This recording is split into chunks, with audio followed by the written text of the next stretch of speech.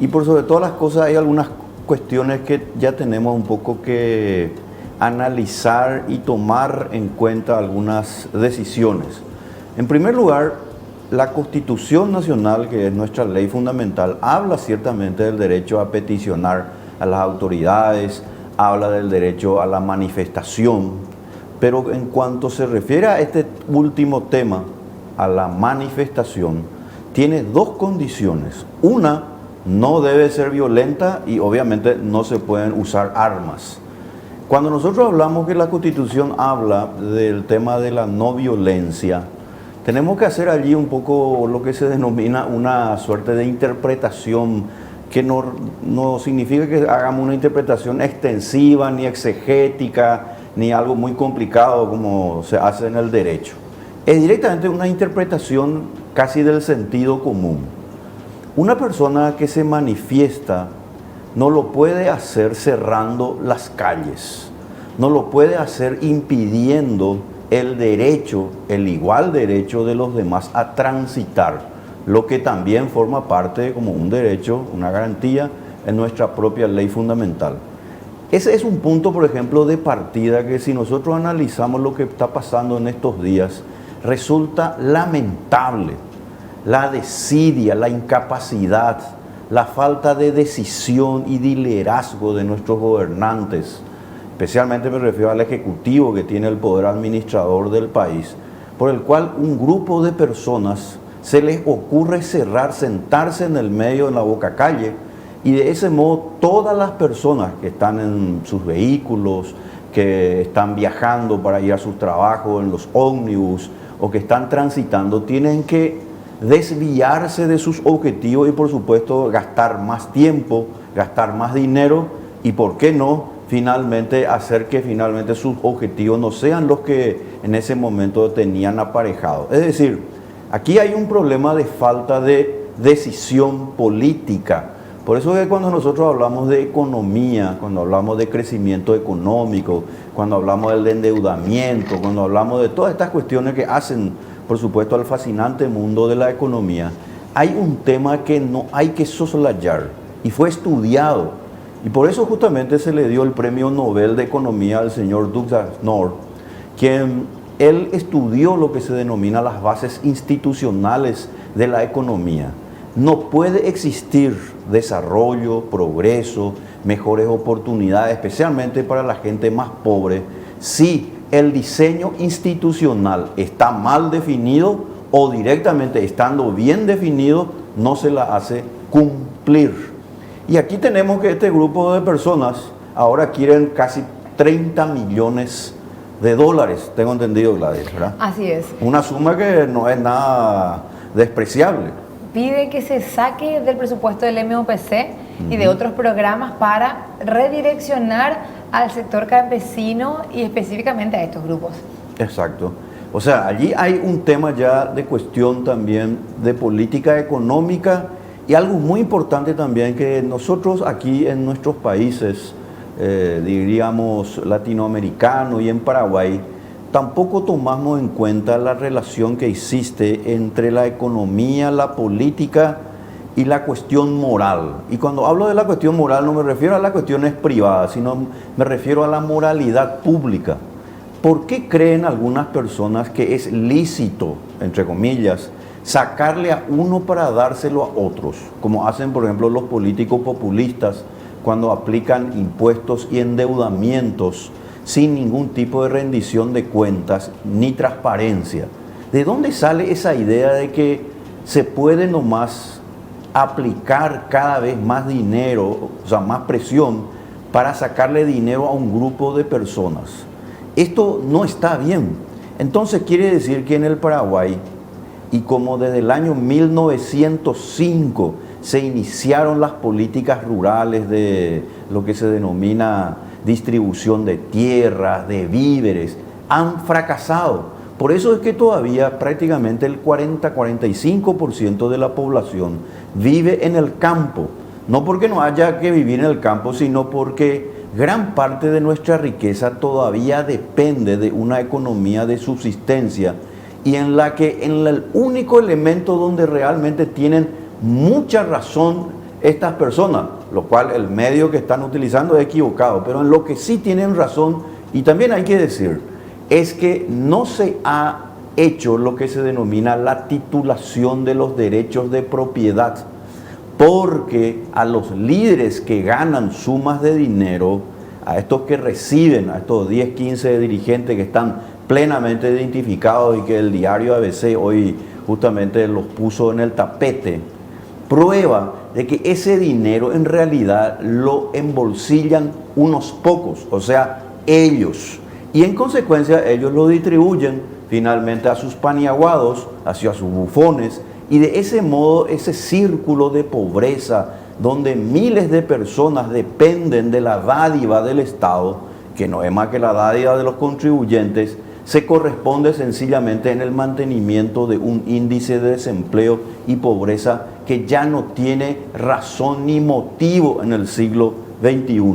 Los estudios de Douglas North, el Nobel de Economía, prueban que cuanto más haya una relación armoniosa entre el derecho, la economía, las instituciones, y defiendan por sobre todas las cosas la Constitución, los derechos de propiedad privada, el libre comercio, la apertura y por sobre todas las cosas que garanticen las inversiones, la tendencia inexorable de que esos países crezcan y de ese modo, por supuesto, sus habitantes tengan lo que se denomina un ingreso mayor, más elevado, para que sus familias puedan, por supuesto, tener mejores condiciones de vida.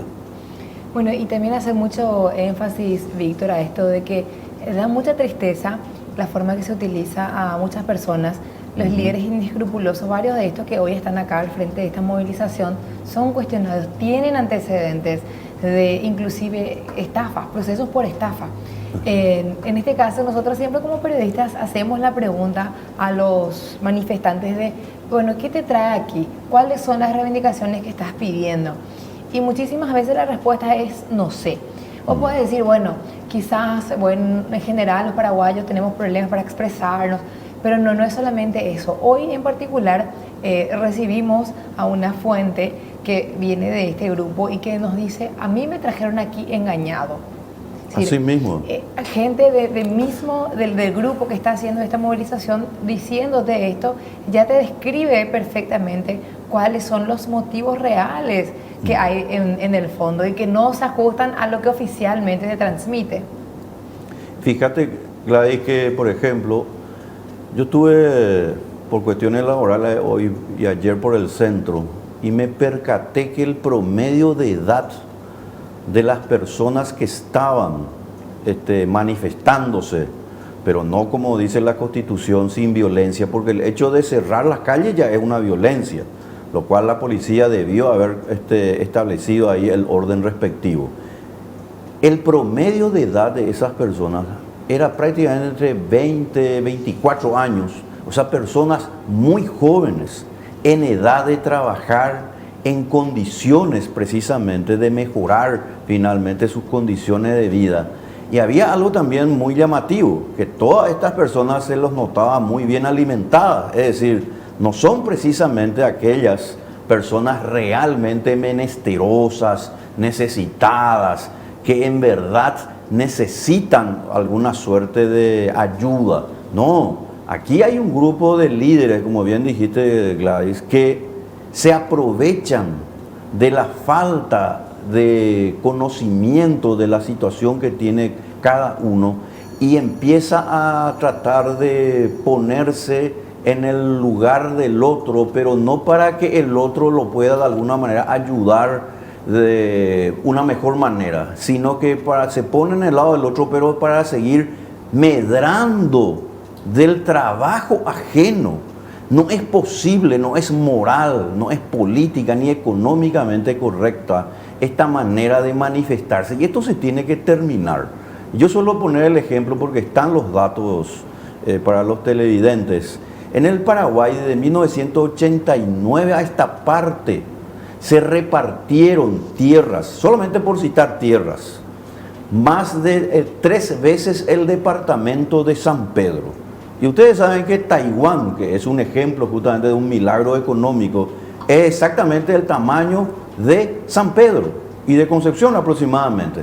En consecuencia, acá el enigma de la explicación del crecimiento económico, de las mejores condiciones de vida, está siendo tapado a propósito por dirigentes populistas que se aprovechan de otras personas y que también estas se dejan aprovechar, por cierto, y lo único que hacen es provocar daño a los demás, daño a los que quieren trabajar, daño a los que realmente están poniendo el hombro para salir adelante en esta época, precisamente como está ocurriendo ahora mismo y en estos días con esta manifestación, que por cierto no debería llamarse manifestación, sino que sencillamente un atraco a las calles de nuestra ciudad. Hay otros grupos que cuando hacen su manifestación se organiza, por ejemplo, la marcha de la Federación Nacional Campesina, y es distinto el tono. Sí es cierto, y hay que reconocer, Víctor y audiencia, es lo siguiente: son sectores vulnerables, son sectores postergados por los diferentes gobiernos, porque es cierto, los indígenas y los campesinos están en la franja de la pobreza y pobreza extrema más cruda en nuestro país. Y también es cierto que son aprovechados cuando hay estos fondos millonarios y finalmente no llegan a ellos, inclusive los fondos que se deberían destinar a la agricultura familiar campesina o a los indígenas en particular. Entonces, se entiende que se utiliza, que los mismos líderes campesinos muchas veces utilizan una realidad, algo que es irrefutable, que es, bueno, hay una deuda del Estado con estos grupos, pero por otro lado usan, pero para su beneficio, no para esa gente en particular. Si es que hubiese programas dentro de las instituciones que tienen en sus roles atender a estos sectores, como el Ministerio de Agricultura y Ganadería, como el INDERT, como el INDI, no necesitaríamos llegar a esta situación que vemos ahora. Sí. Esa palabra que dijiste, Gladys, es muy importante: vulnerabilidad. Ahora, la vulnerabilidad tiene una explicación. La pobreza, la marginación tiene una explicación. Y una de ellas es la falta de crecimiento económico. Un país que no crece más allá y un poco más, digamos, de la tasa de natalidad, que sería prácticamente en el Paraguay 1,2, 1,5, y nuestro crecimiento llega al 3, 4, 4,5. Sencillamente es un país que crece muy lentamente. Paraguay tiene que crecer al 7 al 8%, por lo menos de manera anual. Para poner nomás otro ejemplo, cuando se estudia la historia de los países anglosajones, especialmente de los Estados Unidos, vamos a ver que hace 120 años atrás aproximadamente, de cada 20 trabajadores, 18 se dedicaban al campo y a la agricultura para producir alimentos.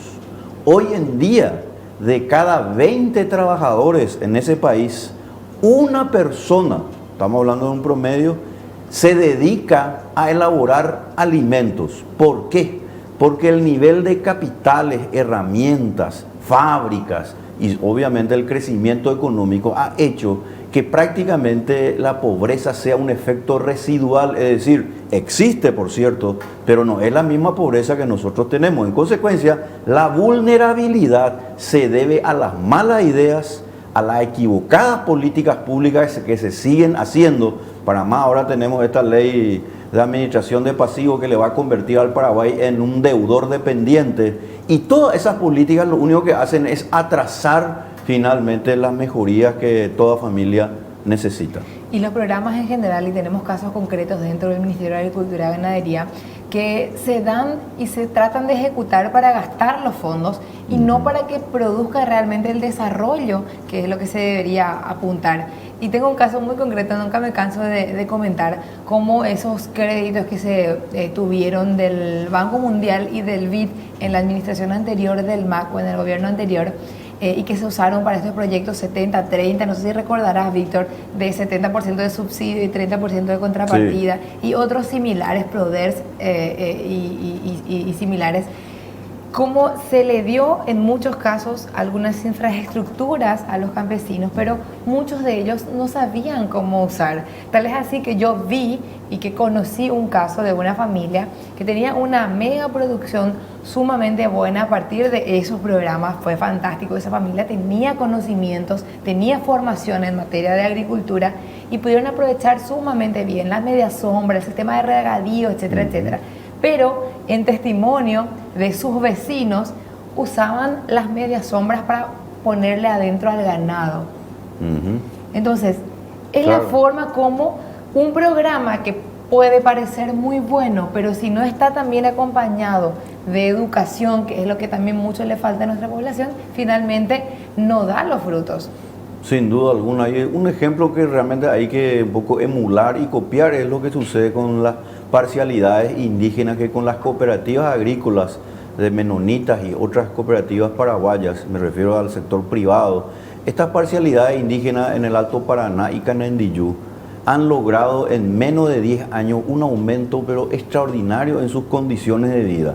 Cientos de familias indígenas que se han dedicado y teniendo eso que bien decís, el conocimiento y el seguimiento, ahora son personas independientes cuyos hijos tienen un futuro, y no como estos que están aquí manifestándose, entre comillas, para que sencillamente el año que viene vuelvan a pedir más dinero a costa finalmente de ellos mismos, porque ese dinero en realidad es de los contribuyentes, que en vez de irse precisamente a mejorar sus condiciones de vida, en realidad lo que hace es distribuirse entre unos pocos.